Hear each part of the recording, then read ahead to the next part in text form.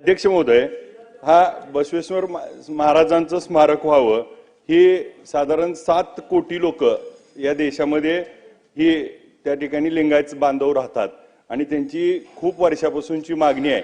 तत्कालीन आमदार कैलासवासी भारतनाना भालके साहेब, आमचे सहकारी मित्र आमदार समाधानदादा अवतडे साहेब हे सातत्यानं पाठपुरावा करतायत आणि तत्कालीन पालकमंत्री देखील इथं विजयसिंह देशमुख साहेब इथं उपस्थित आहेत, आमचे सन्माननीय सदस्य यांच्या अध्यक्षतेखाली माझा मंत्री महोदयांना प्रश्न एवढाच आहे की 2014च्या समितीमध्ये पालकमंत्र्यांच्या पहिला प्रस्ताव सादर झाला। मंत्री महोदय 151 कोटी रुपयेचा प्रस्ताव सादर झाला। त्यानंतर आता आपण जशी माहिती दिली 20/3/2017ला 95.66 कोटीला पहिली मान्यता दिली, परत ती बदलली 2019ला 25 कोटी रुपये त्या प्रस्तावाला, पहिला 151 कोटीचा आला, दुसरा आला 95 कोटी 66 आणि परत आला 25 कोटी।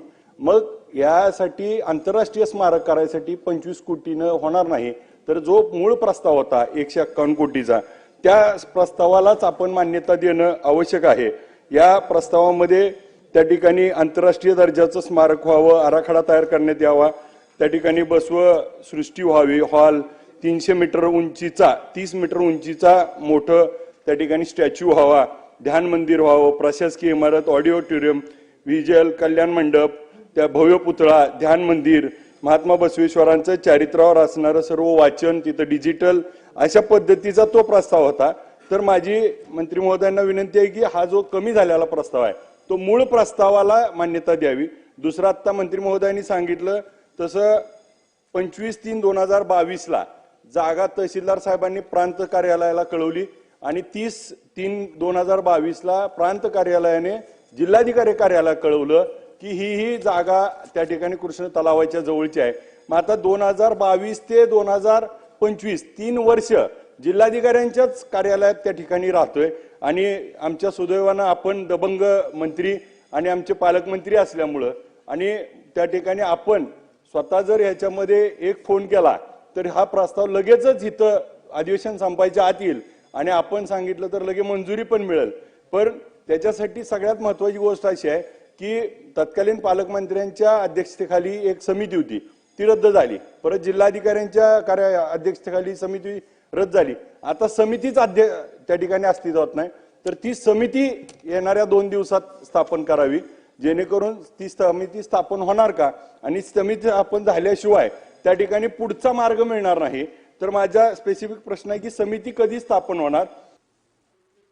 अध्यक्ष महोदय, मी याचं उत्तर अगोदरच दिलेलं आहे। मूळ प्रस्ताव जो होता तो 95.66 कोटीचा प्रस्ताव होता आणि तो प्रस्ताव उच्चाधिकार समितीकडे गेल्यानंतर ग्रामीण भागामध्ये स्मारक करण्याची मर्यादा 25 कोटीपर्यंतची आहे आणि त्या मर्यादेत आम्ही प्रस्ताव करू अशा पद्धतीची भूमिका घेतली आणि तसा प्रस्ताव उच्चाधिकार समितीकडे पुन्हा गेला, पण प्रस्ताव दुरुस्तीसाठी खाली आला, परंतु अजून जागेची निश्चिती नाही। या संदर्भात आपण समिती स्थापन करण्याचा विषय सांगता, समिती स्थापन करण्यात येईल, परंतु अगोदर समिती स्थापन करण्याचे प्रयोग झालेले आहेत। आता याच्यामध्ये स्मारक उभारणीचा विषय केंद्रबिंदू मानून जर लोकप्रतिनिधी आणि स्थानिक लोकांनी किंवा संबंधित लोकांनी जर विषय ठेवला तर ठीक आहे, पण समितीमध्ये वाद घालून हे स्मारकाचं काम आजपर्यंत रखडलेलं आहे। याच्या संदर्भात आपण सगळ्यांनीच त्याची थोडीशी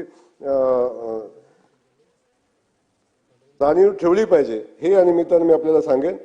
दुसरा विषय समिती स्थापन करायचा विषय, समिती स्थापन करणं 1 अन् 2 दिवसात, सदस्य महोदय 1 अन् 2 दिवसात समिती स्थापन होणार नाही। समिती आपण स्थापन करण्यासंदर्भात निर्णय घेऊ, 1 महिन्याच्या आत आपण ही समिती स्थापन करू आणि जागा निश्चिती संदर्भात कलेक्टर महोदयांसोबत मी आपली लोकप्रतिनिधी आपल्याला घेऊन बैठक लावू आणि जागा निश्चितीचं